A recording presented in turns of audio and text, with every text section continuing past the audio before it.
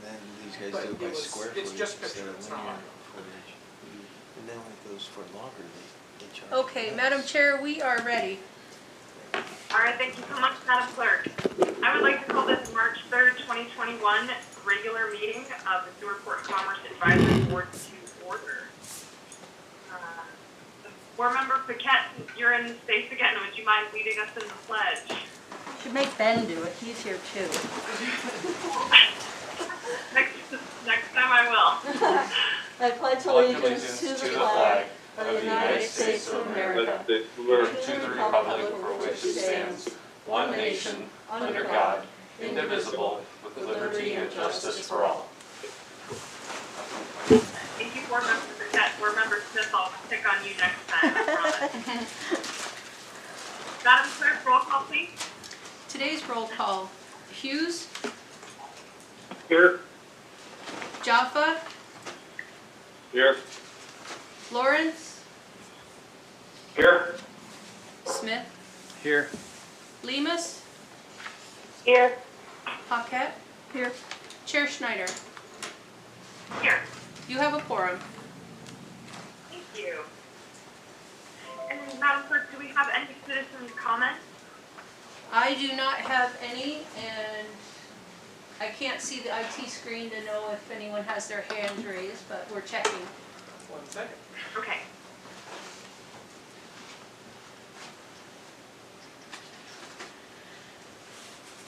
No hands raised. No hands are raised. No answers. All right. That brings us to the approval of the agenda and consent agenda. Could I please get a motion in a second? I'll make a motion to approve the agenda and the consent agenda. I'll second. Thank you. Any changes or additions to the agenda?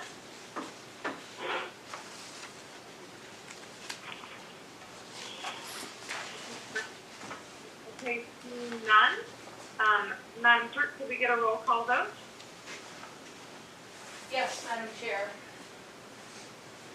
Voting on the approval of the agenda and consent agenda: Paquette, Yes. Lemus, Yes. Lawrence, Yes. Jaffa, Yes. Hughes, Yes.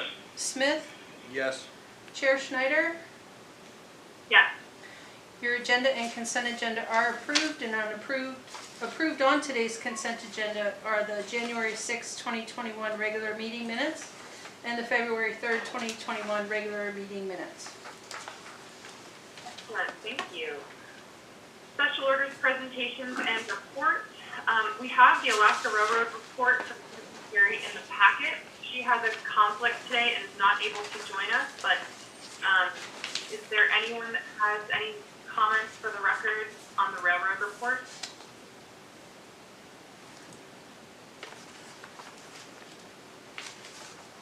Okay. Seeing none.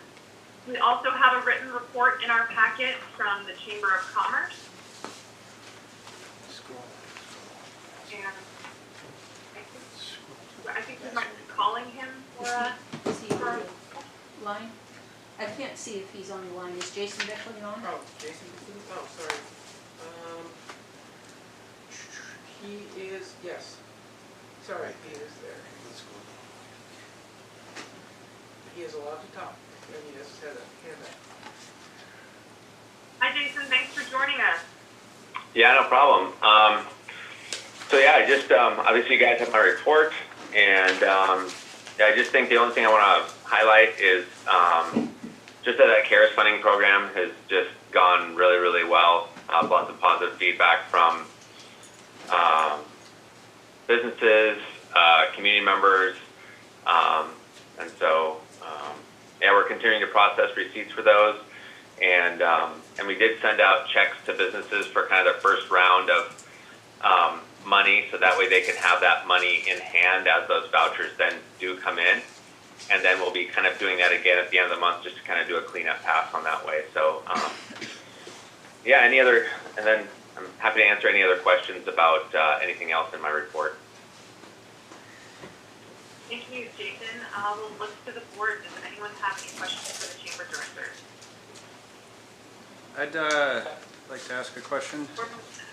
It was interesting to see the change from the 4th to the 7th on the Mount Marathon race, and I guess there's a pretty good explanation of this. Just wondering if you had any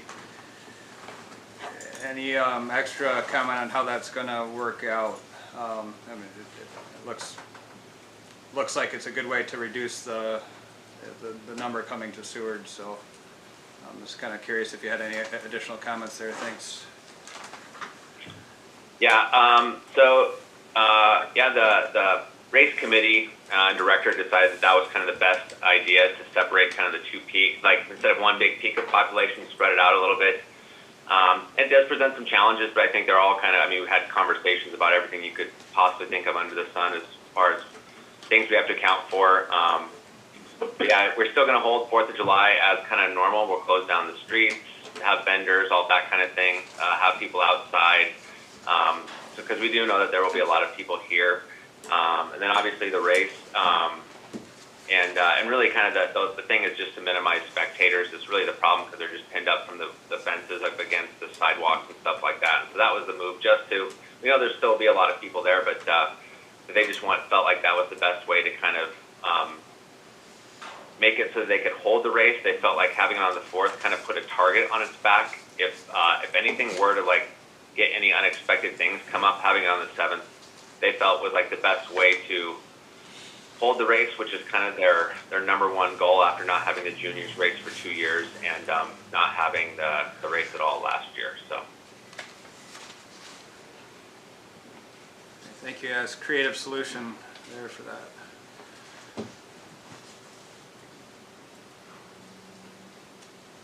Yeah. Any other questions?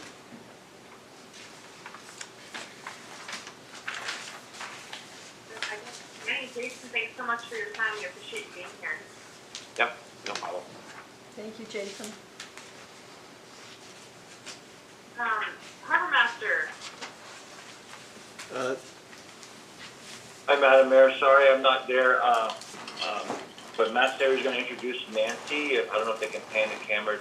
Nancy is taking over from Melody. So she just wanted to see how PACAP was going to be going.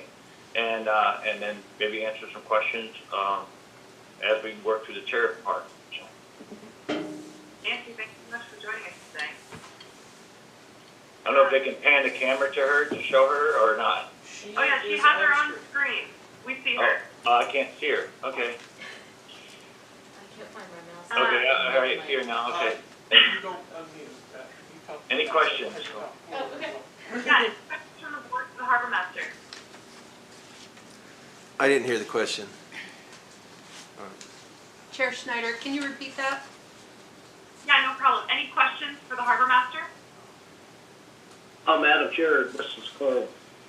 Yeah, Board Member Hughes. Yes, I don't really have any questions. I just wanted to comment. That's a very nice thank you and appreciate for this from Ms. Anita Wells. Very nice. Tells you that our harbor is working really well together. Yeah, I want to put that in there because all the time you always hear bad stuff, so I think you should hear good stuff also. And I share my crew all the time when we get them, so they understand. Thank you, Norm.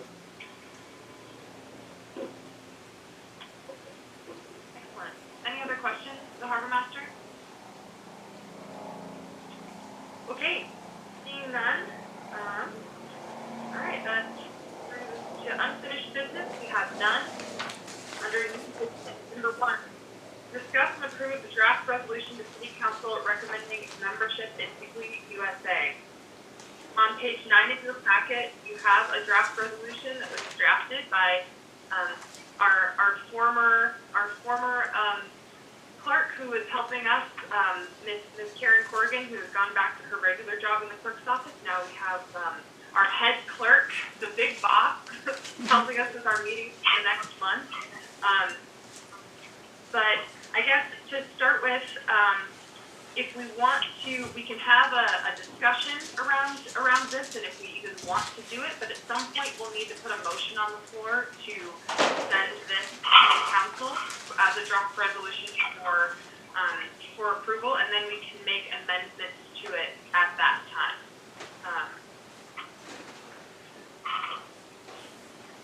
Madam Chair, point of order. Yes. Is it required that we send this off today to council? No, nothing. Nothing is required that we send today. It has been almost 5 months since we, 4 months since we decided that we wanted to take this action, and so I think that it behooves us to move it to council soon, but we don't have to decide today. Well, Madam Chair, there hasn't been much input after this resolution to board members that I know of. I have not seen anything until I saw this. And just a cursory examination of the entity, we had some questions that I doubt that we should be passing this on right now without an in-depth analysis of what this really entails. Okay, I don't remember if you were at the meeting when was that? No, I wasn't there. You weren't there, okay. Yeah, and one thing I wanted to note is that, again, I did not write this. I was given input, or a chance to input. I didn't have time to put my notes. I actually had them on my computer. I was trying to write them up, but I wanted to specifically say to Board Member Smith especially that I intended to add something in here about the bylaws and about the fact that this is joining an organization and that it's not just for the, that it's not just for the resources. I feel really strongly that I know that that's where the board came down, that we wanted to make sure council knew that. And so my intention is to include those bylaws with this when it goes to council in that packet. But I also think that we should probably have a statement in one of the whereases that talks about,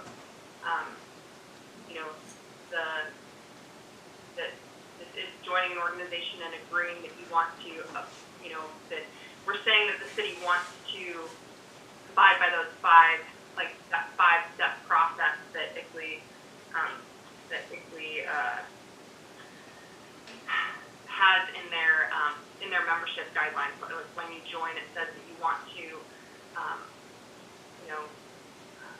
trying to remember off the top of my head, measure your carbon footprint, that you want to write a climate action plan, that you want to try to reduce your carbon footprint, and that you want to track your progress going forward. And there's one other one in there. But I feel like those 5 steps should be in one of the whereases.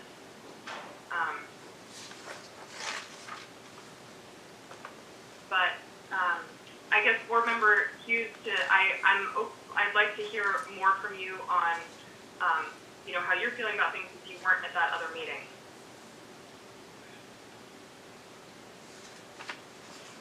Well, Madam Chair, I just received yesterday, actually, the actual name of the organization, and I started looking it up, and one of the things that jumped right out at me is this organization has a huge vested interest in urban communities, large urban communities that have manufacturing and factory facilities that are now basically shut down, and they're trying to adapt to an environment in their own making. Seward is not that case to begin with. When they start using words like equity, the human experience there's no equity in the human experience. Unfortunately, sometimes it's the strong that prevail. In trying to make a level playing field for everybody creates a situation where there is no creativity and no advancement. And I need to review this in depth, or someone needs to provide me an in-depth analysis and not political advertisement, all right, of what this entity does. And such until I receive that or have obtained an understanding of this, I can't support passing this on for council. Okay. Yeah, and I guess I should have made sure that people that weren't at that original meeting and that weren't part of those discussions had that information before this came back. The motion that was passed at that meeting, just so that you know, Board Member Hughes, was that we make the recommendation to council that they join, and then have it be in council's hands to have all of the information at their, in front of them, and to use PACAP's funds to pay for this.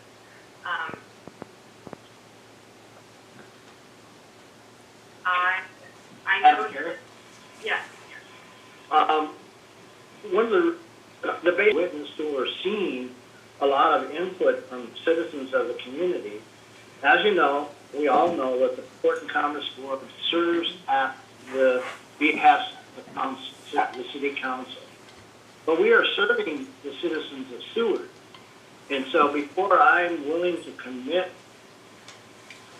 submitting this to the council for their approval, I really need to see what it really involves. And paints a pretty picture in the forefront, but there's a lot of terms used that ring alarm bells in my head.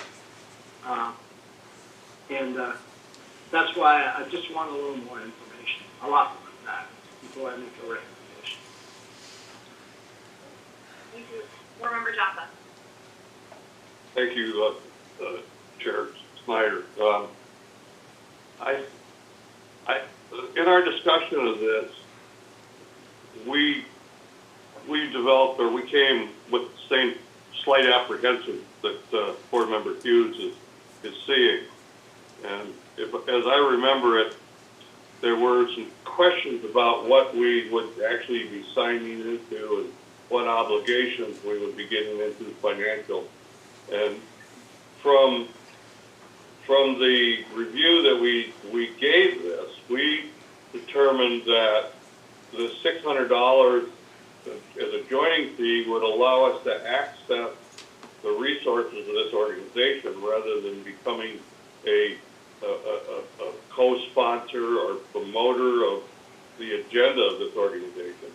And I think we all had some concern that this is apparently a giant organization that we didn't want to swallow us up or take over, the good work we do have in Seward without and take it out of our control. So I'm concerned that the Board Member Hughes is rightly concerned with the information he doesn't have. And if he doesn't have it, we shouldn't present it to council to where the same questions would be asked. So I agree with Chair Snyder that there may be some things missing, but I'm not sure whether the proper method. We had a work session and the group thought that this was a way to move forward, and the proper method may be to take this off the table now and work it over some more, or put it as a resolution and amend it. I don't think we're prepared to amend it today. I don't think we have all the language that we might want to insert properly. So I'd say this is your call to the chair, but it's probably premature for the group to take action on this today. Board Member Patet? So I'm wondering if Board Member Hughes has looked at the ICL, whatever it is, USA.org website. I'm looking at that one because that would be the one that we would be utilizing, is my understanding, since we're in the USA. And predominantly to me, what attracts me to this are the tools. So the Clear Path Industry Standard Emissions Management Tool is something that I think that the people that are working on our climate action plan need access to. it gives us access to the community, which is a place for networking, network platforming for best practice sharing. That seems like a really good asset to be able to tap into.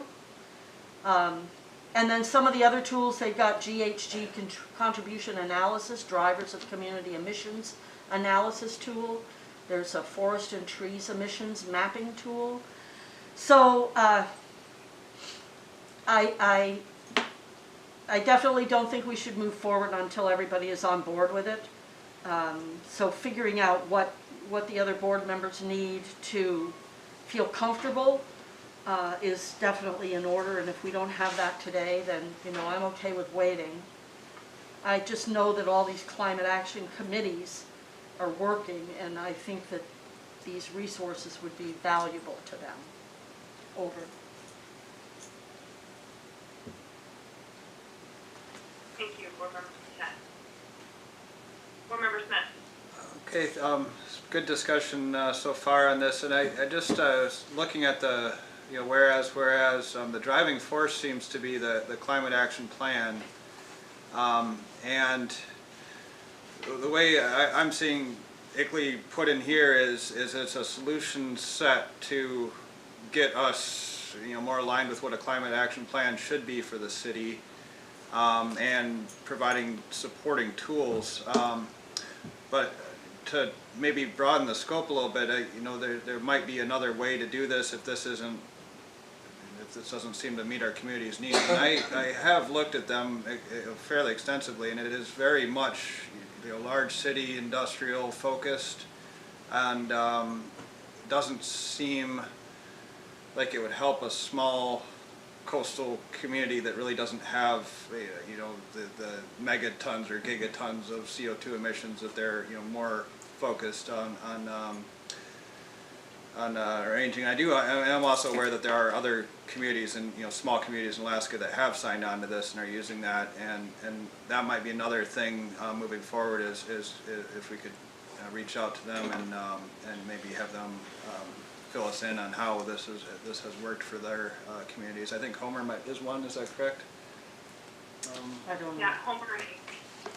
It'd be nice to hear how that's working out. But you know, I guess to summarize, I see the climate action plan as the driving force for why we would want to do this, and you know, as a added feature, we would gain access to you know, effectively.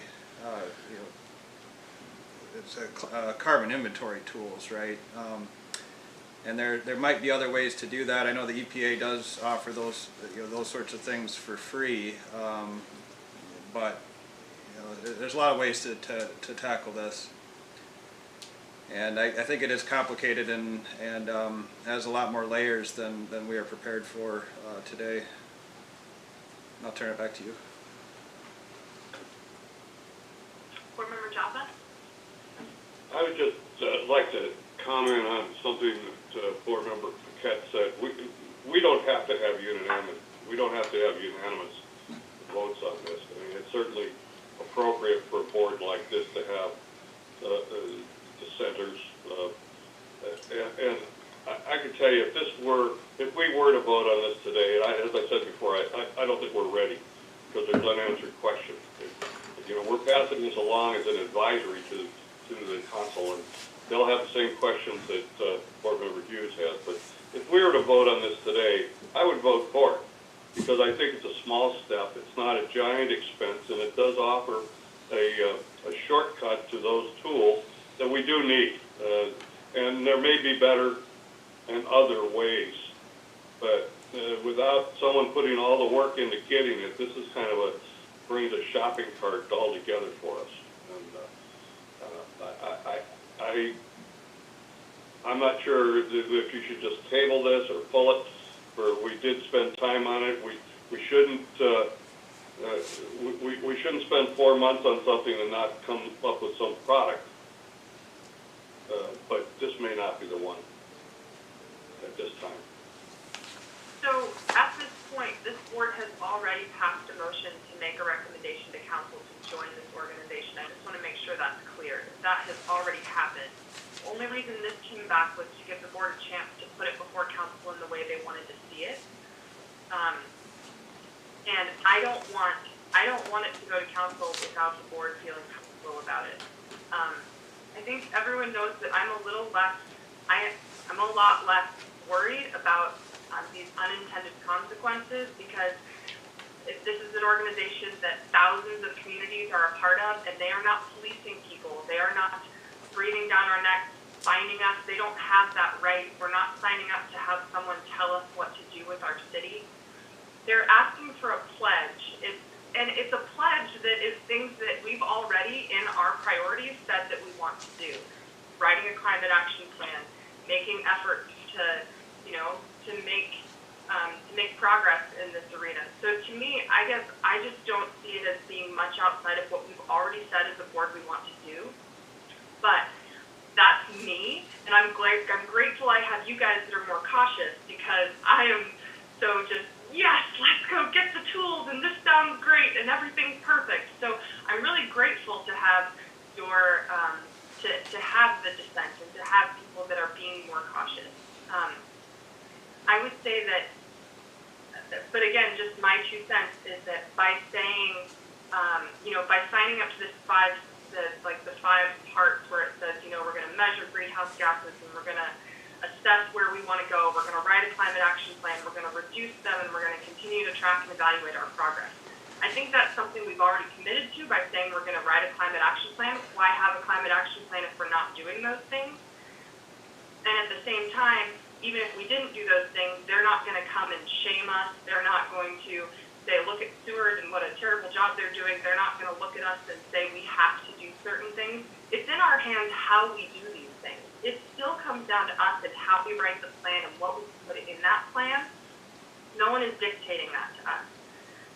This is us saying, hey, we want to be a community that wants to make these changes. And so it is that making a statement and saying, this is what Seward wants to do for our future. And if that's not what we want, then that's something we really need to decide, because a lot of people are putting in a lot of effort in this already. We have, 25 people that are working behind the scenes on the Climate Action Planning Committee and have been for months now.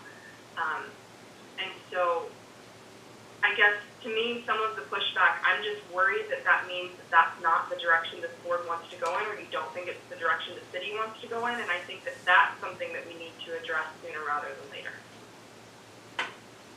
So that's my only concern.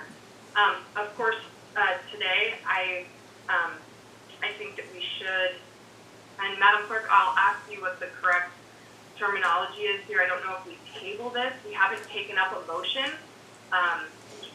We're just discussing. There's no motion on the floor, so I don't know if we need to take any action. You do not need to take any action, actually. If you just decide as a board that you want to bring this back and talk about it some more, or address it again at a work session, you are free to do that. Okay. I think a work session might be the best. We're running out of work sessions before our break.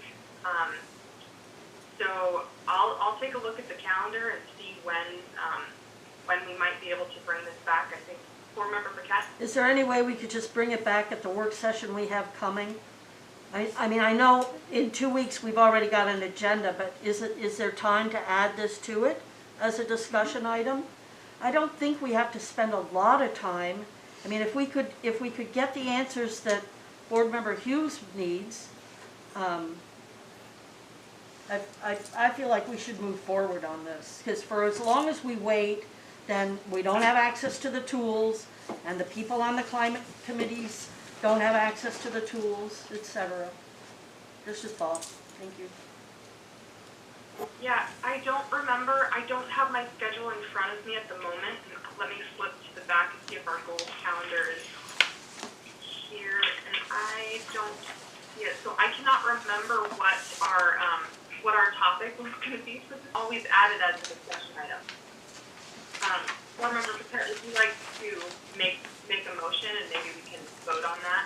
Okay, I'd like to make a motion that we put this resolution on the agenda of the next work session as a discussion item. I'll second that, Madam Chair. Thank you, Board Member Hughes. Any discussion on that motion?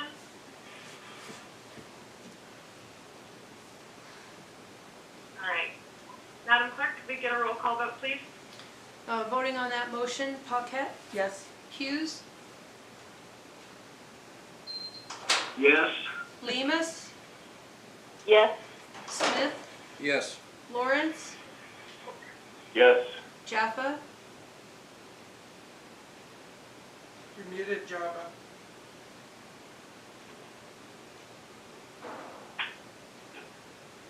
Yeah, there he goes. Nice. No, you said no? but no. Okay, and Chair Schneider? Yes. Okay, that motion is approved.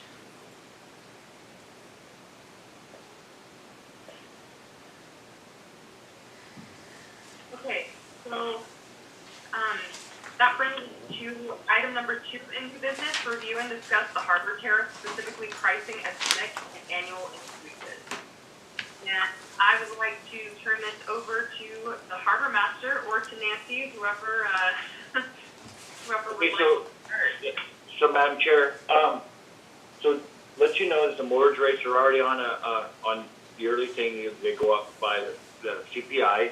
And then a while back, you might have been on the board, but our wharfage rates are on a biannual rate increase, which will be this next year. So what we really want to do is look at the boat storage rates at SMIC. We all know they're low, and the other companies, it's hard to compete.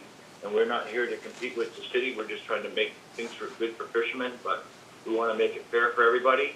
And so I had my staff, Nancy, and the staff here down the harbor get some go look at some storage yards and see the rates around.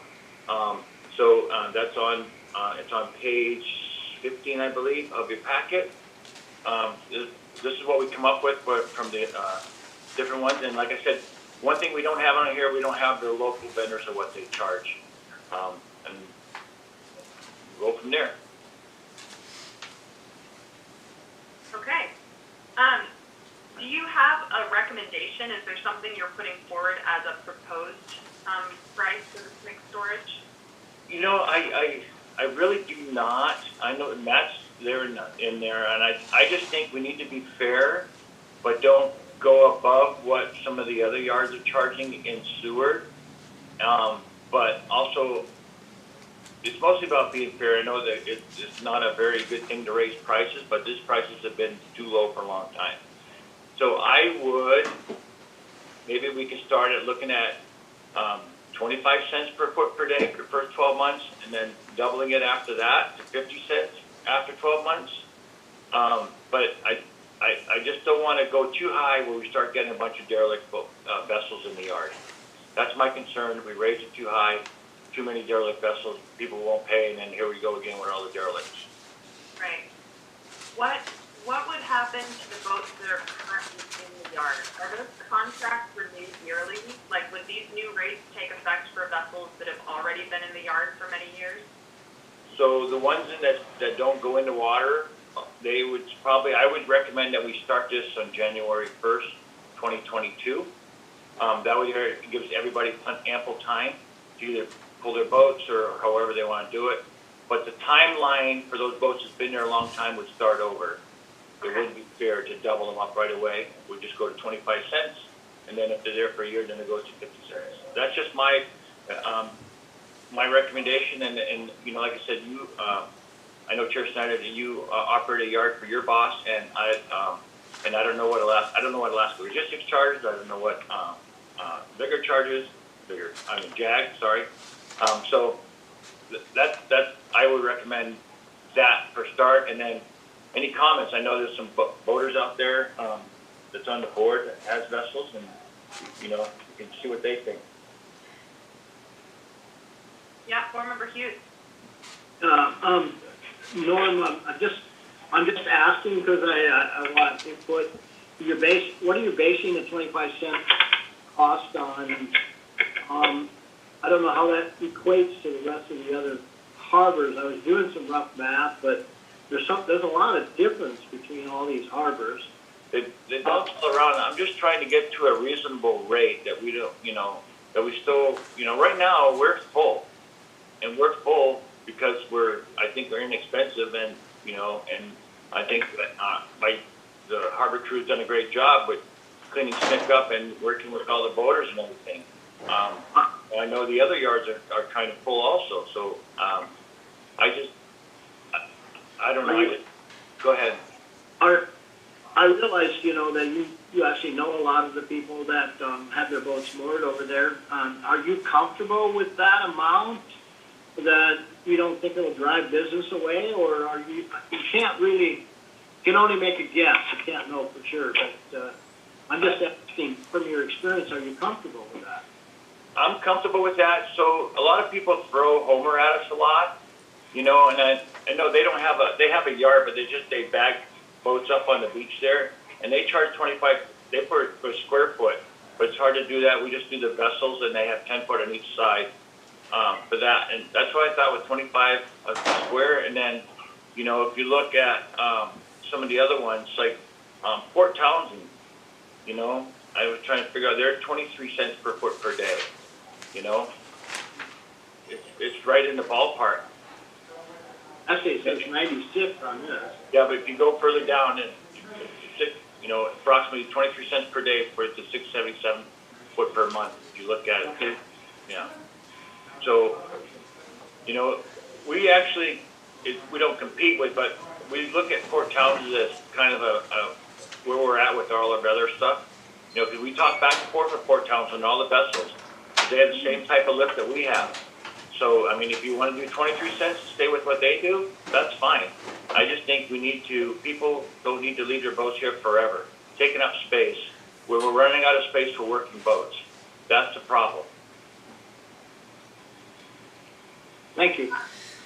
Norm, I just have a question on Homer. It says the calculation here is the LOA times the beam plus a 10-foot perimeter on all sides. So let me just use an example. If a boat is 100 feet by 20 feet, you're saying that the calculation would be 120 by 40 for the square footage. Is that correct? Yes. Correct. It's like what we do for our storage rates. If somebody brings in a whole bunch of stuff and puts it down on the ground, ours is 30 cents a square. And Matt can touch on that. He's measured a lot of things over at SMIC. Like I said, I believe he's in the chamber. Yeah. Yeah, what we're having a lot of issues with is people are coming in there and they're storing their massive boom truck equipment right next to their boat. If there's a fire in between the boats, we can't get the equipment there. We start charging square footage because basically to them, they just think, I've got all this equipment, I'm paying for boat storage. Let's put it right here and it's all one rate, boat, equipment, everything. We're trying to expound on that. Nancy was bringing that up. There's a couple real good offenders over there that are consistently growing their square footage, and it's not fair to the boat owners next to them because they can't work on their boat. So we need to put a little bit of something there to curb that bad habit. And I did some sample calculations on an example boat, if you're interested in hearing those. I know the math and the square footage versus, we just do straight foot per day LOA, and Homer and a lot of these other places are charging square footage. So if you're interested in that, I've got some numbers, but I'd like to hear them. yeah. Yeah, absolutely.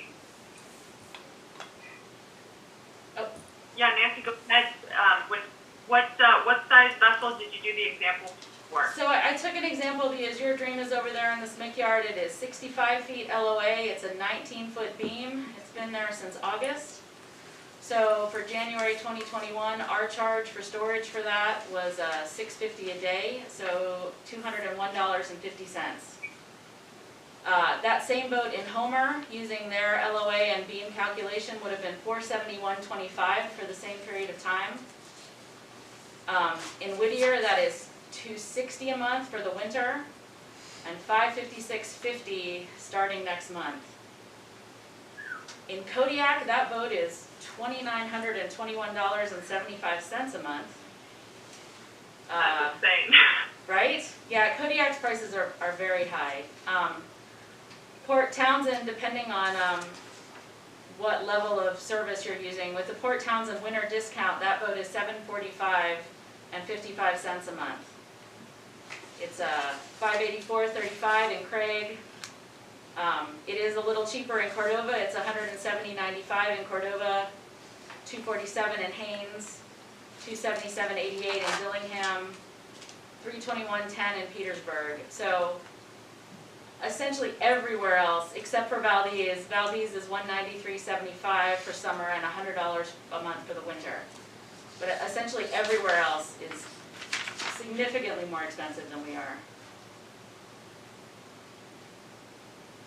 And I'm just doing a quick calculation here. So based off of the proposed 25 cents per foot per day, which is approximately $7.50 per foot per month, that would bring up Seward's charge to $487.50 for that vessel. Yes. Per month, year round.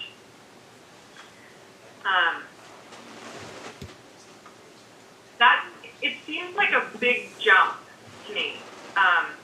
I also understand we don't want to make a bunch of changes over time because then you have to fight, fight people being upset about it multiple times. But I'm just wondering if a 250% increase is maybe too much of a shock to the system. That just going from a bill that was $201.50 a month to $487.50.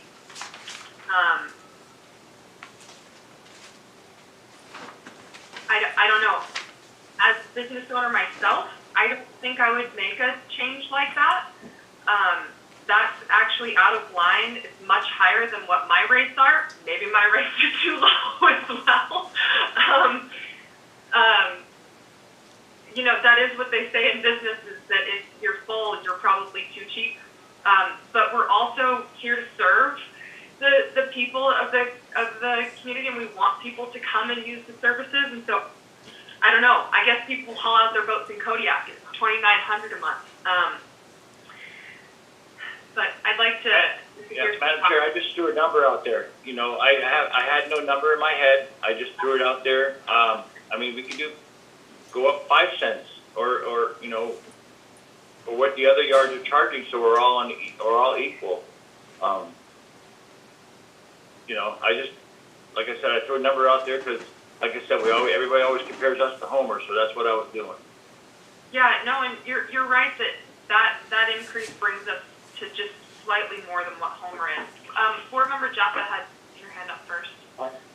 I just out of curiosity, I had 2 questions. I'm not sure who could answer these, but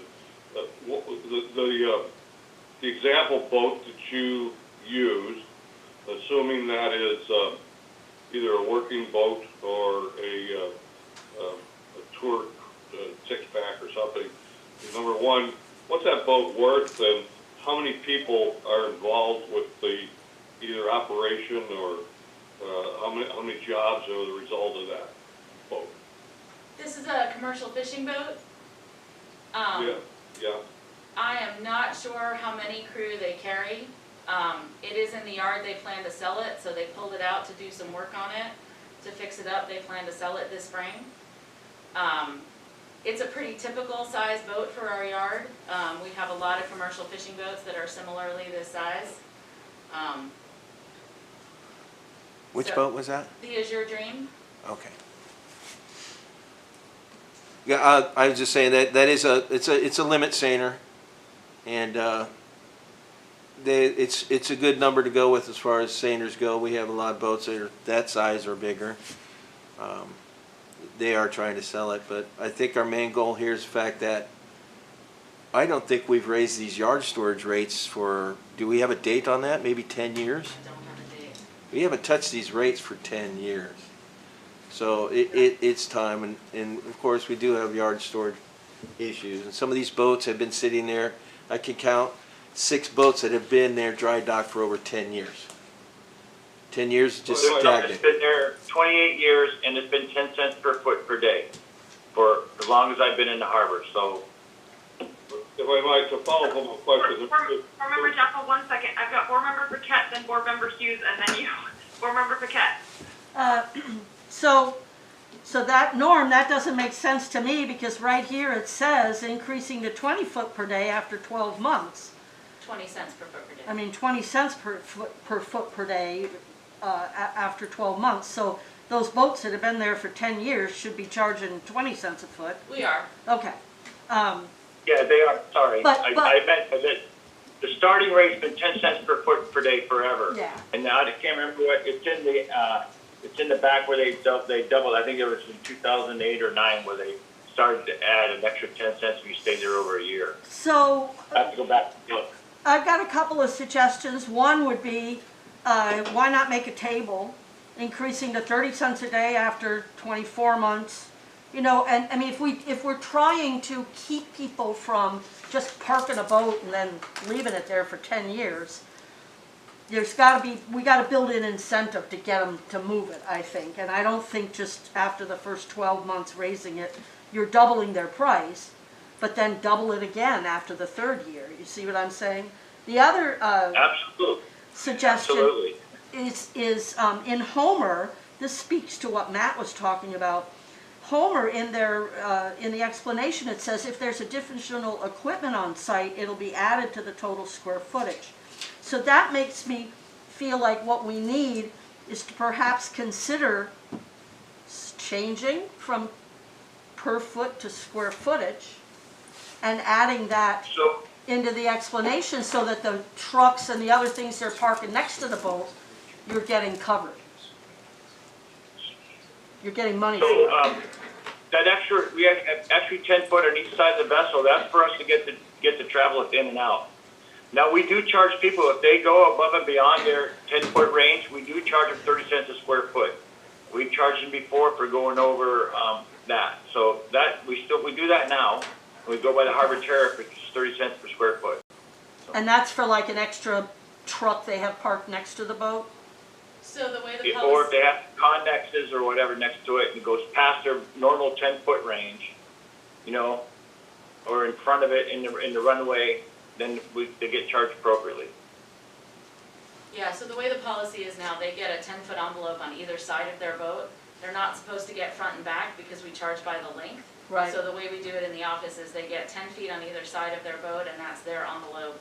They can store things in that space without being charged more. More than that, we have to charge them, but we have to police that, and that gets complicated. Right, right. I just would say that from a business standpoint, when you're trying to do this, like we haven't raised these rates in so long that now we really need to raise them, but we don't want to scare people and hurt them. Looking for other ways to add on that ancillary money, right, is one way to ease into higher rates. So that's kind of what I'm trying to get at. Over. So those are great suggestions. Board Member Hughes? Yeah, I think, in all honesty, we need to probe the idea of higher rates, and I think maybe the best way to do this would be just to double the existing rates to 20 cents and 40 cents. And then obviously, if there's over 12 months, it goes to whatever it was, I forgot. After 12 months, yeah, up to 40 cents per foot, just to see what the result's going to be. You know, I mean, in all honesty, we can go backwards, but we may need to charge even a little bit more. But we could postpone that additional till we see how the response is. But we still are increasing the rates to bring a little more operating revenue for the harbor crew at Smith. And it seems to me to be a reasonable approach. We already have the rules and infrastructure in place governing how the rates are determined, and what's determined, I think we just need to double it to 20 cents and 40. Madam Chair, I agree with Mr. Hughes on that, and I would think though, but as Ms. Paquette said, that we should continue to double it as the boats just decide to hang out. Just, you know, after year 2, it goes to, you know, 80 cents or whatever, but, you know, that's what I think needs to happen. It might deter these boats from laying there a long time right now, so. One question there is, for some of these boats that already look like they're not going to hit the water again, what happens when they can't afford to pay their storage? That's when we get a derelict vessel. I mean, You know, we got rid of mostly all of them. We have a couple more. But maybe we cap it, I don't know, at a certain, but we need to try to deter even people coming here that just wants to leave their boat here for 20 cents per foot per day. You know, and that's what the rate is if they've been here, you know. There's a few boats that one landing craft's been there. I pulled it out of the water 22 years ago. It's still there. It needs to go away. Yeah. No, agreed. I just wanted to see like what the plan is, who pays for that. Is there a way that you can, you know, I know that was one of the reasons to that for SB 92 was that, you know, the owners are responsible for all of this. Will you be charging them for the disposal cost if you're still in contact with them? Is that how that works? According to SB, yeah. So they're still working on it, and there's a gentleman that works for the state now that's been doing stuff with the derelict vessel stuff, and that's where you get we're having tracking the vessels now. So that's what's nice. And unless you do it, you know, change your title over, you're responsible for that vessel according to SB 92. Yeah, we can go after the person, but if they don't have it, they don't have it. But it's, you know, yeah, I mean, still people are going to sell their boats for $1. I mean, it's not going to stop. Right. But do the people that are signing it, do know they're responsible for it? That's the next thing. Board Member Jaffa, you had your hand up earlier. Yeah, I think you're trying to do a couple things here and mixing them up. You know, I understand, number one, we need to raise the revenue in the city. We've been hammered by the pandemic, and certainly the harbor has been an important resource for us. That's we all know that. And putting some sort of a burden on boats that have been there too long, inactive owners who are just parking their boats. We want to encourage active boat use. I think that's what we're talking about, active boat use. So, you know, establishing a penalty on that end makes a lot of sense. Board Member Hughes mentioned 40 cents a foot. You know, that's going to get somebody's attention, and they're either going to sell the boat or fix it or do something with it, or it's going to wind up being a derelict boat. It's one of those things. But the actual living boat owner, or the active boat owner, his rates, to me, should be determined by what it costs to use it, not just some arbitrary number to be equal to Homer or Petersburg or Port Townsend. I know that's easy to do, but somebody else has done some of the work. But I know we know what the harbor costs to operate and how much that translates into a yearly cost that divides into the number of boats, blah, blah, blah, spaces or whatever it is. You know, if you want to raise those rates, 12 cents, 15 cents a foot, that makes sense. It's based on something real, not just to be, well, we can get more. So I think they should be separate topics. One would be to encourage the boats to be moved, and one to be active storage and still be attractive. You know, because you're right about if you're sometimes if you're too busy, it's because you're too cheap. But try going the other way and see how you like that. Go too expensive and you're out of business. Madam Chair, Stephen pulled up a conversion table. So 10 cents in 1995 is 17 cents in today's currency. So raising 25 cents is actually a lot, but we've raised it to 20 cents. It's still not a lot. Something to think about. Yeah, thank you for that. We've got two hands raised. Board Member Paquette. I just want to clarify my thoughts about what happens for these derelict boats if we do double it every year after the first year. So whenever the rates come in, so right now all these old boats that have been sitting around for 10 years or more, they're paying 20 cents a foot. So when we raise the rates, that first year that we've raised the rates, they would still be paying the 20 cents a foot. And then the next year they would go to whatever the next penalty is, as opposed to, I just don't want these derelict boats, if we end up with maybe a 5-step, increase over the years, I don't want them to just go from paying 20 cents to paying $1, because that's the highest and they've been there the longest, right? They've got to ease into that, even though they've already been here 10 years. We still have to ease them into the newer rates, is my thought. Right. As opposed to you're Yeah, already at an that's $80, dollar. With a new tariff and new rates, everyone's gonna start at day 0. Okay, that's even better maybe, or fairer. Board Member Lawrence? I guess I just like to second what Board Member Jaffa said. I think one of the things that's been nice over the years is to have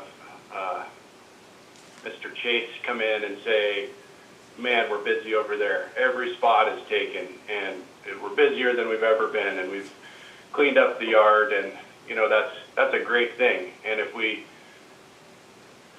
price ourselves out of that game, then we're not going to hear those things anymore. We're going to hear, we have lots of spots this year. If you know anybody that needs to come to the yard, we have open spots. So I think, if we raise the price reasonably, that we still keep all of these vessels coming here, that, to me, that's the most important thing, because if you raise the price so that you get no one, it doesn't matter that you just raised your price, because now you're making no money. So I think that it's something to definitely think about, and I think going up to 20 cents isn't going to be a game breaker, but I think that you start getting past that and people are going to start looking elsewhere.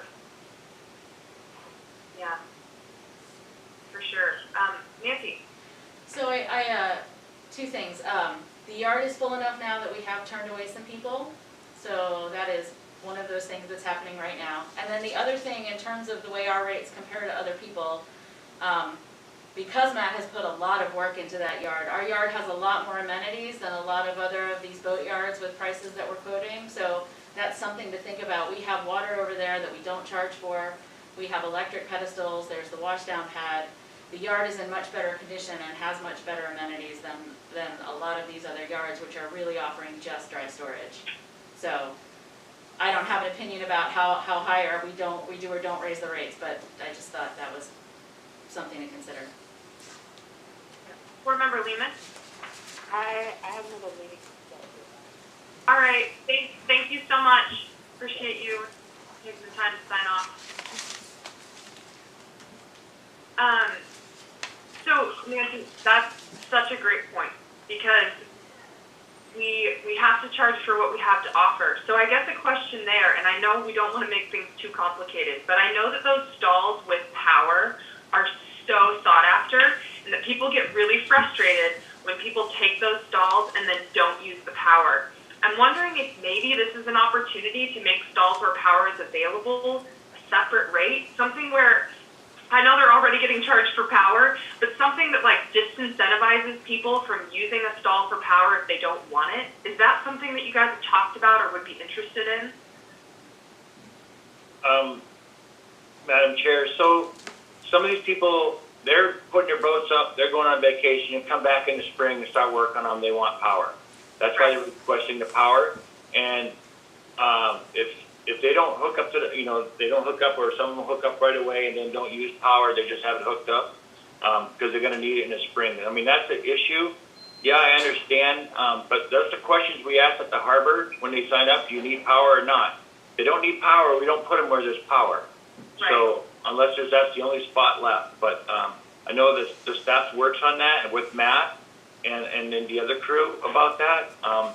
I don't see, I don't know, I think we do enough to, I don't know, I just see we do enough to curb that already. okay, all right, no, that's fine. I just,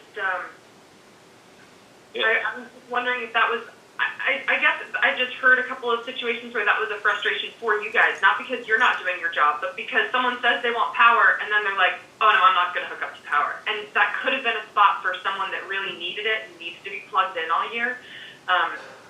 So I don't know, it was just a thought I had that if they're not using power, that maybe they could still be getting that customer charge every month or an additional charge for being in that spot, but that's waived if they are hooked up to power and paying the customer charge. Just a little bit of an incentive for people to think about, oh, do I really want to be in a spot with power, or do I just want the option to be available? You know. So, Madam Chair, so if we're looking at raising the storage rates, now is the time to do a tariff change to add something like that. Now will be the time to do it. But we have to come up with a rate, and then, it's fine. I mean, we can do it. We just have to come up with a rate. It's something that, PACAP can work on. I just think let's work on the storage right now, and then we can bring it up again later on. But just going back before council with the tariff change, it's not a big deal. We're going to be doing it in October, November, December with the new budget, so we can add it to that too. For the other part of it, but we have time before, because we won't implement nothing until January 1st. That'll be my suggestion. So we don't, nobody this spring gets hurt. We're not going to dig in this spring. So when they come out in the fall, we're going to explain, come January 1st, your rates are going up. Just letting you know. So if you wanted to look at charging more for an electric spot, we can look at it. I don't think it's a good thing, but not everybody wants power, and sometimes that's all that's available. So we're going to punish somebody if there's no other space available. Yeah, no, it was just a suggestion, and of course, like the tariff has to work for you and for your staff. I thought that it might make your job easier, like so that you're not dealing with that as much, because I know those spots run out and people then get really angry if there's no power available, which is, it's a problem only because the yard is full, so that's a good problem to have. But it was just a suggestion. I believe Board Member Paquette, you had your hand up first. I just need a little clarification. So all of these places where these boats are being stored, some of the places where they're being stored have power available and some of them don't, is that right? Yes. And we charge the same amount for the boat whether they're able to use power or not? They pay, the power is billed separately. So for the boats that are using power, they pay a monthly customer charge to be hooked up to power, and then they pay a kilowatt charge after that. Okay. So as far as the stalls that they're in, that stall is the same price, whether there's a pedestal available or not. When they hook up to that pedestal, they pay for the electric that way. Gotcha. So we're not giving them electricity. We're not giving the power away, no. Okay. I think this year was the first time that the yard had been full enough that there were people who wanted power pedestals and they weren't available. So this was the first year that we had run into that, and there are obviously a variety of ways that we can try to solve that problem, but I think it was a problem that we dealt with for the first time. Thank you. So we've had that problem in the past, and we had doubled up the middle, and we added some on the very north end, and we would like to add some more. Since the electric department did do a wrap around the whole Smith yard with electric, it's just getting the money and the funds available to put more, double up on some of the electric going down the first row or the second row. That's something that we're working on. And the north one, we kind of, once they got the line in there, we did it out of pocket, out of budget. So something we're looking at to do more. But there's a lot of stuff in that first row underground. You got the main pressure sewer line there and other stuff. So, but it is possible to add more electric there. Board Member Jaffa and then Board Member Hughes. A couple things. When I take my airplane and go into transient parking, I pay more for the space with electricity. However, I don't pay for the electricity, I just pay for the space. And it doesn't sound like this is a problem. It sounds like Harbor Master and the Harbor Department's got this pretty much under control, that they seem to direct the right people to the right places, and ultimately maybe there'll be power in all these stalls, so that'll go away. Second, I I like the calculation that showed that the 10-cent charge, 10 cent per foot charge equals 17 cents, and I wouldn't object to a rate going up to that, based on that change in inflation, I guess you call it, 17 to 20 cents. I wouldn't have a problem with that. And third, before we get too far down the road on this discussion, we haven't talked at all about the boat lift fees, and I'd just like the harbor master or the harbor department to comment about if they feel comfortable with these rates as they are in our report. Sure, so I'll touch on the travel fees went up, I believe it was 2015 when we got the new lift. I think the travel lift fees are fine. They pay for all of our maintenance and, and our staff to run the machine for for the whole year. I think our rates are fair, and I think that's why a lot of people come here because, Kodak's priced themselves out of the boat lift business. We've had some of those boats coming over here because they can't afford to get lifted. And so I think our boat lift fees are fine. It's just really our storage fees what we need to bring back up, and yeah. Right, thank you. Board Member Hughes? Oh, Carl, you're muted. Helps to turn on the mic. Anyway, I concur with Chair and Board Member Joppa and what they had to say. I think it's a little disingenuous, in all honesty, with the harbor doing such an excellent job trying to differentiate between power users and non-power users, that we add an additional rate in there for those who want to use power. At least, I think we're just discussing storage fees right now, and we need to just concentrate on that. If we do want to do something, it's more in line with the tariffs later on. Thank you. Yeah, Nancy? The only other thing I'd add, when you're talking about adding things to rates, like making a separate rate for power customers, or what Councilmember Paquette was talking about adding the changes extra per year. The more complicated we make the rate structure, the more complicated it is to explain to everybody, and the more complicated it is to execute. So, as somebody who's training new harbor staff now, I would say that our rates are already reasonably complicated when it comes to explaining the breakdown of how things are charged. So, which is not to say that we don't do anything, we don't make those changes, but just to take that into account, that the more complicated we make the rate structure, the harder it is for our customers to understand, and the harder it is for the office staff to execute accurately. We certainly do our best, but the more complicated you make it, the more room for error you enter. So that's all, just another consideration. Madam Chair, I'd like to add one more thing about the electric rates. Yeah, go for it. So electric rates over at SMIC is a commercial rate, so they pay a lot more than everybody else in town does.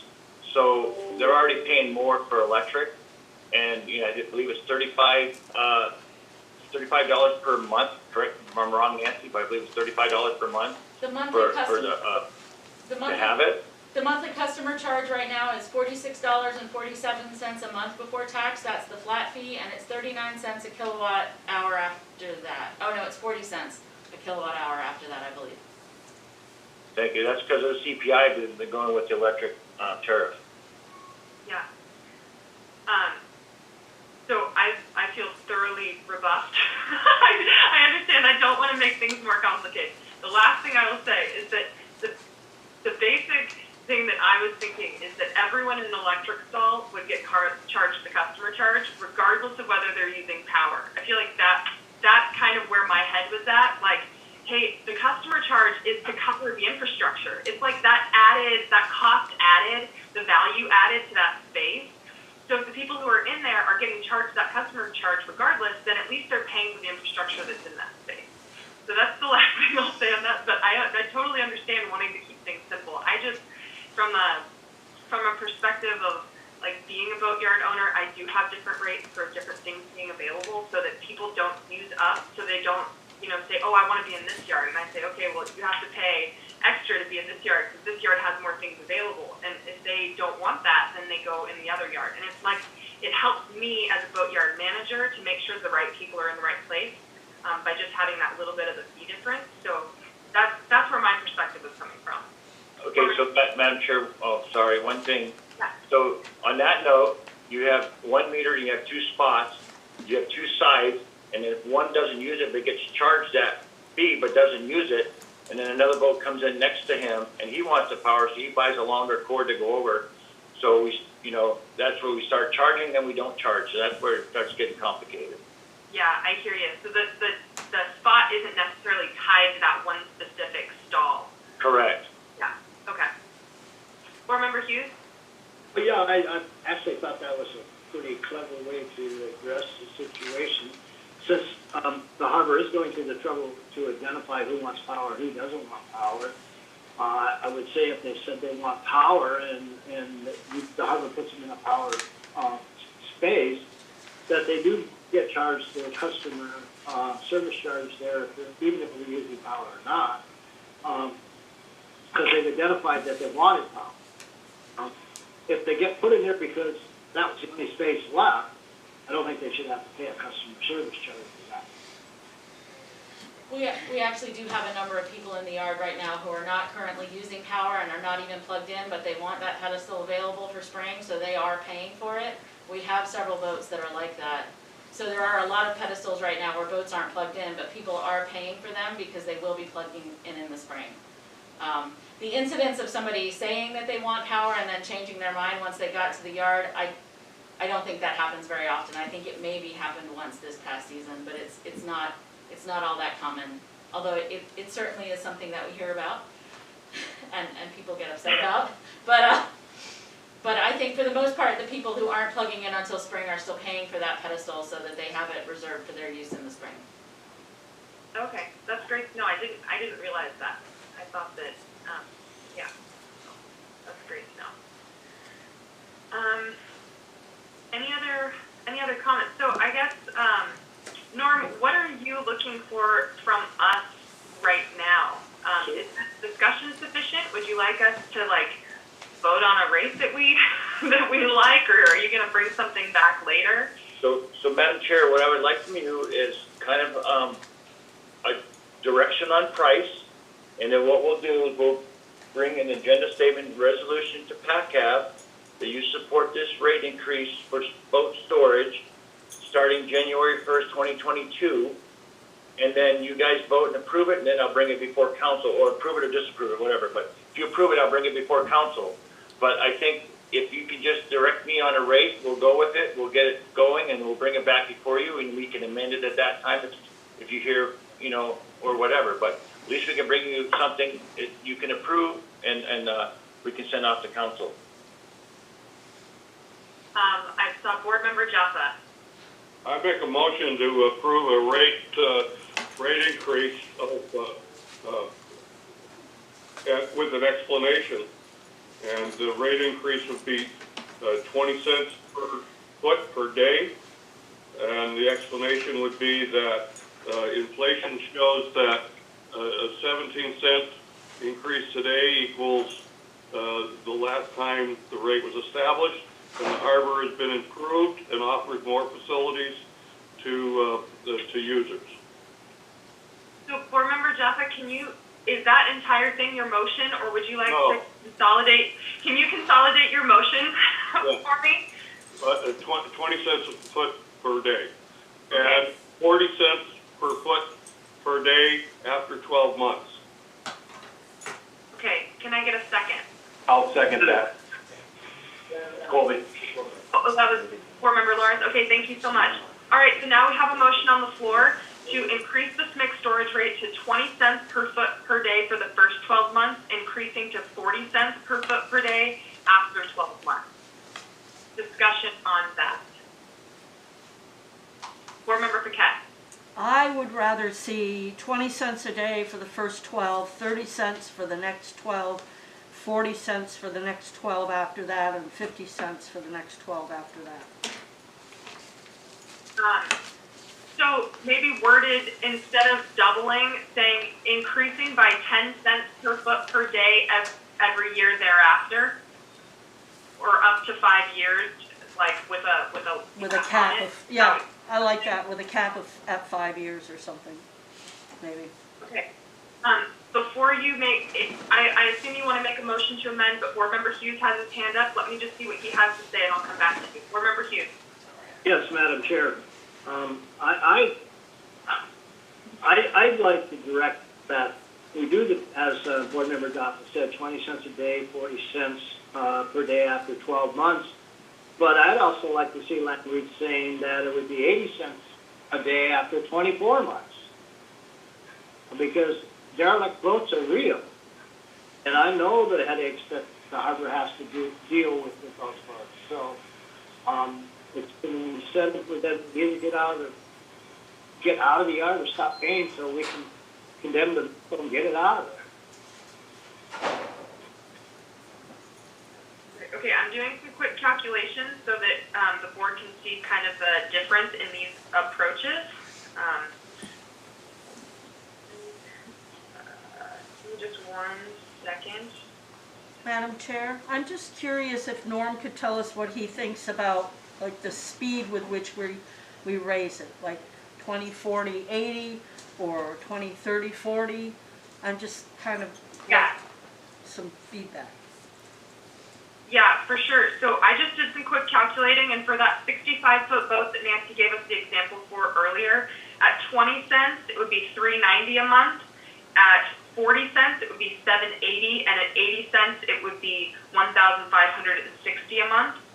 So that would mean, yeah, after 3 years, a 65-foot boat will be paying that, which I believe is still half of what Kodiak is. But yeah, Mr. Regis, what are your thoughts on those two different approaches to increase? So, Madam Chair, I like Board Member Paquette's thing to do 20, then 10 cents every year after that to bring it up and cap it at 50. That way, there we're not, hammering them right away, but they can see it in their wallet earlier. And then they can maybe look about putting their boat in the water and getting it out of the RV before just getting slammed with 80 cents. It's a good idea to go to 80 cents, but I think if we just pace it, like she was saying, at 10 cents per foot after the second year, I think it would be the way to go. Okay, Board Member Hughes, what do you think about that? I don't have a problem with the recommendation of the harbor master and all, and Board Member Paquette, that's fine. I'm just trying. I've seen, like Norm said, there's one boat that's been there for 22 years, and I'm getting tired of looking at it, to want the truth. And that person's taking advantage of a cash cow for them, and they obviously have no intention of returning that boat to the water or doing anything with it. And just like to have our yard available to people, legitimate customers who want to use it, store their boats for the winter, work on them, and go back into the water. I think that's what it should be all about. But I could get behind the suggestion of the harbor master and Board Member. Board Member Paquette? I'm just curious, because of I don't know the way the tariff is going to work when we reword it or when we redo it, but is there a way to build in when we make these changes so that it says all boats that have been stored for 10 years or more are on a different schedule? Because I can see, we don't want to make these changes just because we have one problem boat that's been in the harbor for 22 years. Because I'm sure there are others some have been there 10, I'm sure, and 12. But some way to sort of drop the axe on that category. Like boats that have been in a yard already for 10 years or more, these are your new storage charges. And maybe they're a little higher and a little more aggressive than this other set. I don't know, because I don't know what I'm talking about. But. No, I totally understand what you're saying. What I don't know is, people sign contracts, and I don't know what it says in that contract about rate changes and about how they're going to be, and about, here's that word equitable, Carl, about being equitable to people and treating all the customers the same. Even though it sounds like we all do want, you know, those boats that have been there for a long time out of the yard, they signed an agreement, you know, with the harbor way back when. Who knows what that said? And so, yeah, Norm, what do you think about that? Is there any way to accomplish that in a way that's going to seem, you know, those things there? So I think the 20 cents, the people that have been there a long time are already paying that. Then after 1 year, they know it's going to go up because we're going to write, you know, give a letter, let everybody know the rate's going to go up, and they're going to start over again on January 1st, 2022. So then after 1 year, they double, and then I believe it's 10 cents, put 10 cents after that, a year after that. I think they'll get the hint, you know, once we sent the letter out, and then when they get doubled from 20 to 30, you know, they're going to see it, and I think they might start thinking about what to do with their vessel beforehand. I just think a big, huge, drastic doubling, like 80 cents is not the right way to go. I think we'll get more derelicts that way. Okay. So I guess that brings us to, Board Member Jaffa, please. We're going to have to either have an amendment or change the basic motion. That's number one. Yeah. Number two, I'm not sure the size of this problem.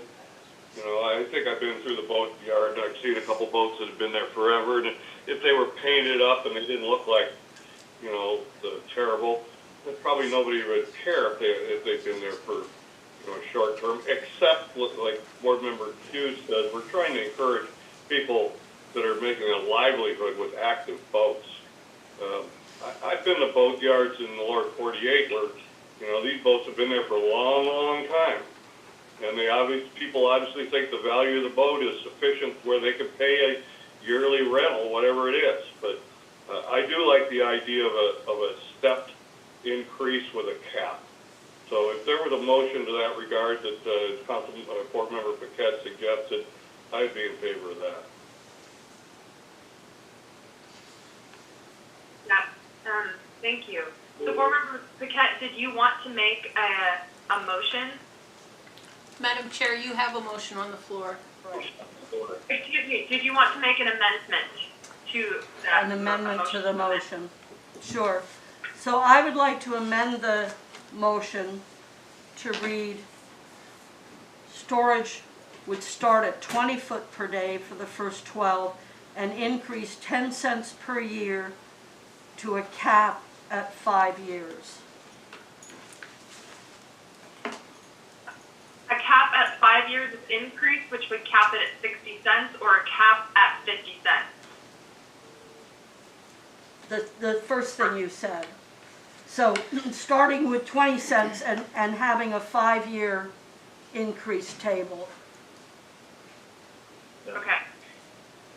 So, can I get a second to that motion to amend? I'll second it, Madam Chair.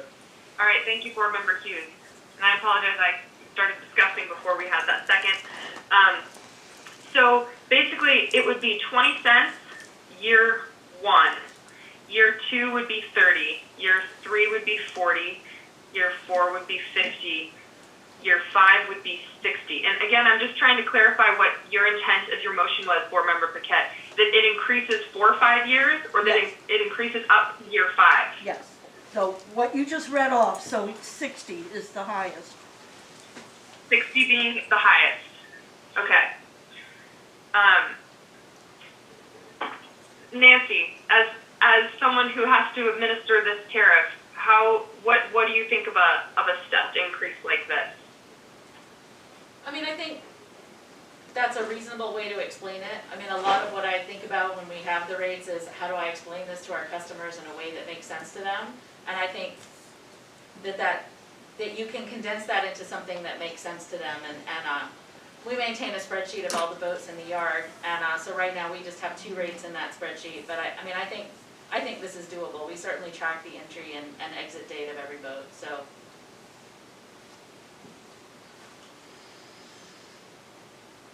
Okay, board members, anyone else with thoughts on this motion to amend? We're specifically addressing this motion to amend to changing it to this table, increasing by 10 cents every year. Any other discussion? Guess I'll throw something in there since I haven't yet, but Yeah. I think that gets the multiple objectives here. We got from 17 to 20 cents, well, 17 would have been the inflation adjusted, 20 cents because we're providing more services now than we were, and incentivizing boats to get back in the water. I think that all sounds good, and I support that as worded. Okay. All right, so Madam Clerk, can we please take a roll call vote on this motion to amend? Voting on the motion to amend to 20, 30, 40, 50, 60 cents, capped at 5 years. Lawrence? Yes. Paquette? Yes? Jaffa? Yes. Smith? Yes. Hughes? Yes. And Chair Snyder. Yes. That motion is approved. Okay, so that brings us back. Now the main motion is on the floor. So do we have any other discussion here, or do we want to go ahead and vote on this for the harbor master? We have the head shaking, nod, any other discussion? All right, Madam Clerk, could we get a vote on the main motion on the floor, please? I'm not too clear. The main motion is The same. the same motion that as you just approved. So you altered the original motion. Okay, so does that mean since we approved the motion to amend, then did we approve the main motion as well? Yes, you did. Okay. Okay. Yeah. All right. Well, that was easy done. So I think the main motion was, Madam Chair, is to direct me to implement your prices. Right. Right. So I guess we amended what we were directing the harbor master, but we haven't actually directed him yet. So, but Madam Clerk, if you're happy, if you think that vote was good, No, I'm fine. There was no objection to changing the motion, so that's fine. okay, perfect. All right. Norm, do you have anything else that you want to add? Are you happy with where we got to today? I'm happy where you got to today. I think it's great. So if you want to look at putting it on your April 7th meeting to send this to council, we'll get the agenda statement resolution drafted up for a tariff change. Of course, starting in January 1st, 2022. Awesome. Thank you. Just one note on this. Oh, Board Member Jaffa?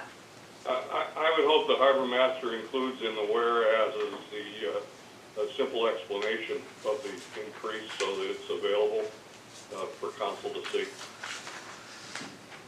Absolutely. I was just going to say that as a business owner, when I first came to Seward, I had no idea what the rates were or what the going rate was. So I set them at the harbor rate at SMIC and had to raise them almost immediately because it is much lower than the cost of doing business. So I think that this is going to be really good for the harbor too. I'm excited that you guys will be getting some more revenue because you put so much work into that yard. Matt, if you're still in the room, we recognize you and your crew are out there. You keep that yard in such great shape, and I think that people are going to be more than willing to pay for it. So thank you all. Madam Chair. So, Madam Chair, one more thing. So, if anybody wants to add something into, into agenda statement resolution, like Chair Jaffa recommended, just email me and we'll see about incorporating the wording in there. All right, thank you. All right, our last discussion item, discuss the PACAB report to council for March 2021. So in speaking with Ms. Corrigan about this before she left, my understanding was that this was for the written report that is due for the first quarter of 2021. But I feel like this also, we're meeting with council on the 8th, And so I'm actually not sure, I think that that was the original intent of this discussion item.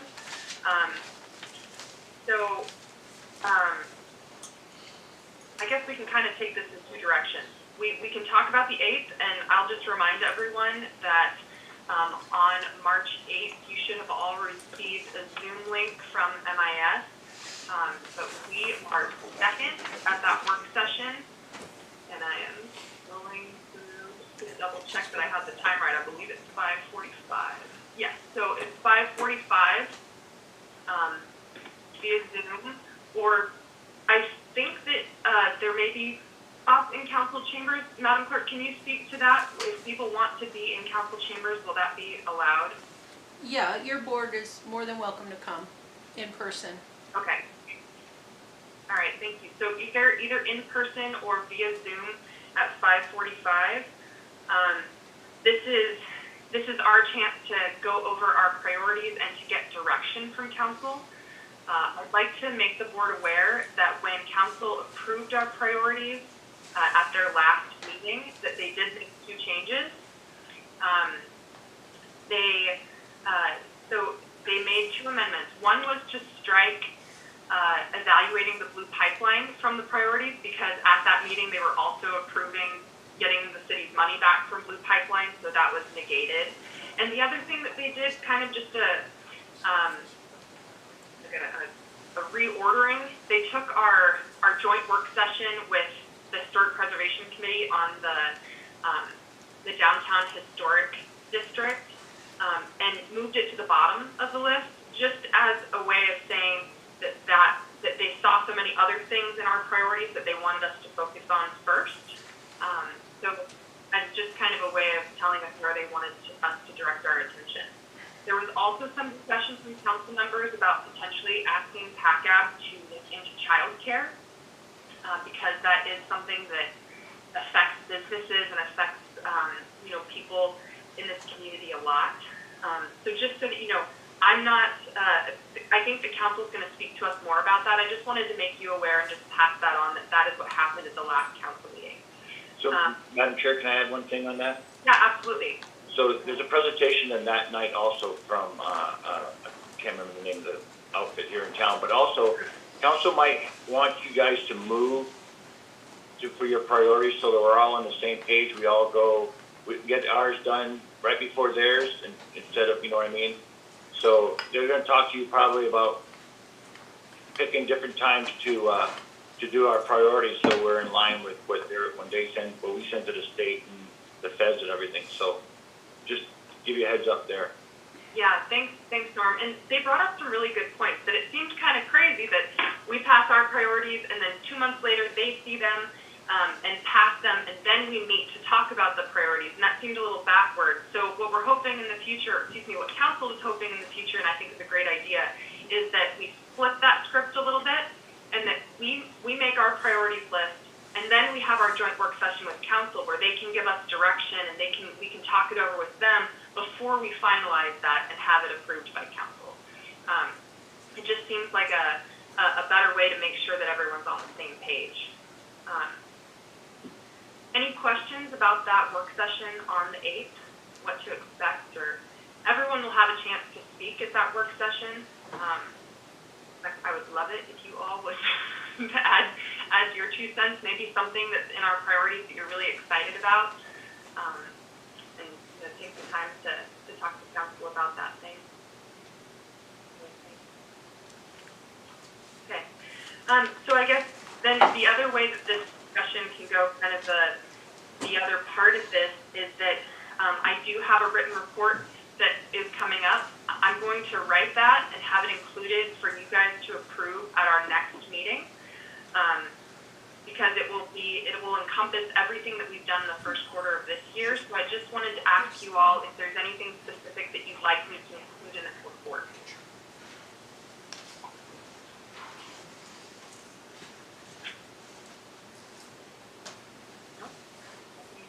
Okay, so if there's nothing specific, what I plan to put in there is kind of what the topics of our meetings have been so far this year and some of the outcome that's come from that.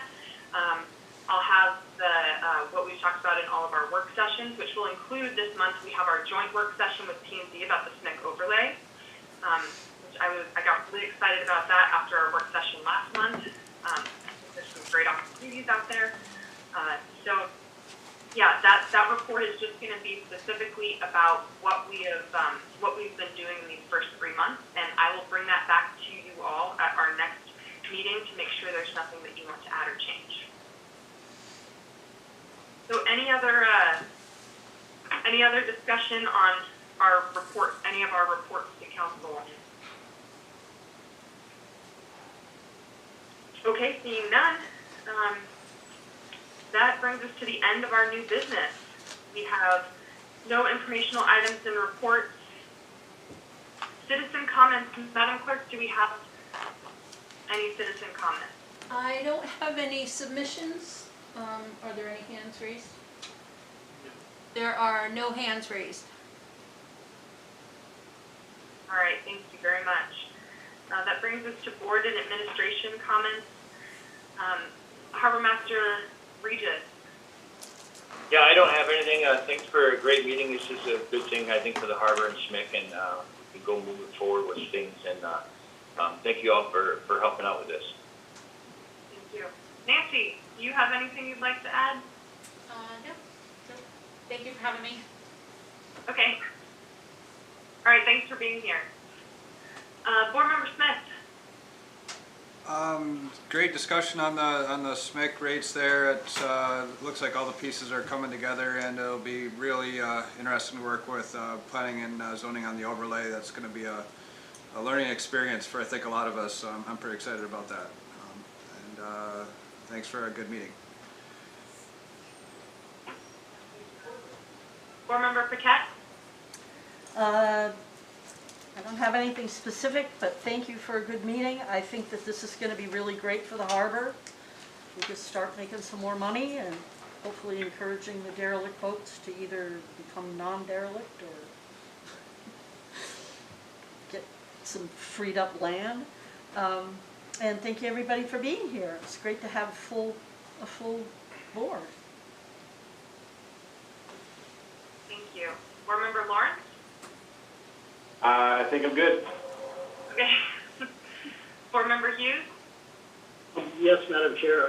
I want to personally thank all the board members of the PACCAF for the City of Seward for their input, their opinions, whatnot. Just sometimes a simple statement can change the direction of a person's thought. And without that input and that understanding, I feel sometimes I can be half lost. But with that input, it helps me to find the direction that I want to go. So thank you all very much for that. And I think we had a great meeting. Thank you. Board Member Jaffa. Yeah, it's nice to participate in a group like this with the free range of discussion and so much expertise. And so many of you have direct knowledge of working conditions in sewers. It's nice to participate in that. I did participate in the Seward Alaska Sea Life Center Gala this year, which was a wonderful event, very different, and I think we should all be very proud of our community, which is well represented by the Sea Life Center. They exceeded their goals for fundraising. They brought a lot of people to the facility in a tour that they would otherwise received, and I frankly think it's something here in Moose Pass we're considering that kind of outreach, and I think these kinds of electronic meetings offer that. So I expect to see more and more of that, even from our board, where we can get participation from a lot of people and probably easily blend into their schedules. So welcome to the modern world. Thank you. I have a couple of things. I'd like to remind everyone that there is a project going on right now called Solarize the Kenai. So there's Solarize Seward is our local version. Basically, it's getting homes together that want to pool to go out for RFP to have a solar installer come and do solar installations on homes or businesses. It's a pretty cool concept that has worked on the Kenai and in other places around the state and been really effective at lowering the cost of solar for those that want it. If you'd like to sign up, you have until March 8th to be included on that list of homes that are interested. It does not, this doesn't commit you to anything, but it just puts your name on the list so that when there is a vendor chosen from that RFP, that they can reach out to you and see if it's something that you're interested in. The website with more information and to sign up is solarizethekenai.org. That's SOLARIZETHEKENAI.org. I also was excited that at the Borough Assembly meeting last night, there was a really great presentation about the Alaska Long Trail, which Council had a presentation about that a couple months back, but there was even some more information and some really great speakers last night. Seward would be one of the terminuses. I don't know how to pluralize that word. Would be a terminus of this trail, and I think that that's going to bring some really cool opportunities. One of the interesting things that came out of that was they said that in New Zealand, when people go, they spend an average of 19 days when they go to New Zealand. When they come to Alaska, it's 9 days or less. And so getting that number up means increasing opportunities for people to stay here at a lower cost. So if we want to get people here and we want to get them here for longer and we want them to experience our state and all that it has to offer, having more campgrounds, having more trails, having things like the Alaska Long Trail, I think is a really good way to diversify our tourism economy and to kind of spread out our season and to bring in those smaller groups, because as the chamber will tell you, it's those small group travelers that are really bringing the dollars to Alaska. It's not the cruise ships. I know that the cruise ships not, having less cruise ships affects a lot of the larger businesses, but I'm hearing really good reports from kayak operators and from some of the charter operators and from people that there's starting to be an uptick, and I'm very excited and hopeful about this summer that it is that there's going to be some rebound and recovery from our local businesses. So that's all I have to say. I think there's good things on the horizon, and I'm excited to see where things go. I will see you all at our next meeting, which is that joint work session with council on March the 8th at 5:45. Our next meeting after that will be that joint work session with planning and zoning, which is at 6 p.m. on March 16th. And then the following day is our regularly scheduled work session at noon on the 17th. So we have a busy couple weeks ahead of us. I appreciate all the time and energy you guys put into this board, and I look forward to seeing you on the 8th. Madam Chair, may I add one thing? Yes, please. So, I don't know if some of you might be following, so the city candidates, we'll be picking them up on the 16th, so I probably won't be at that P&Z meeting, and then on the 17th, the PACA meeting, Matt's gonna have to attend, or Melody or Nancy or somebody, because I'll be with the candidates, showing around and have lunch with them, with the department heads, and then bringing them back on the 18th. So I just want to let you know that that's a pretty busy week, but we'll have somebody at the one meeting, the PACA meeting at noon, so. All right, thank you. I appreciate that. Board Member Paquette, did you have something? Okay. All right. All right. Then I would like to adjourn at 1:43 p.m. Thank you.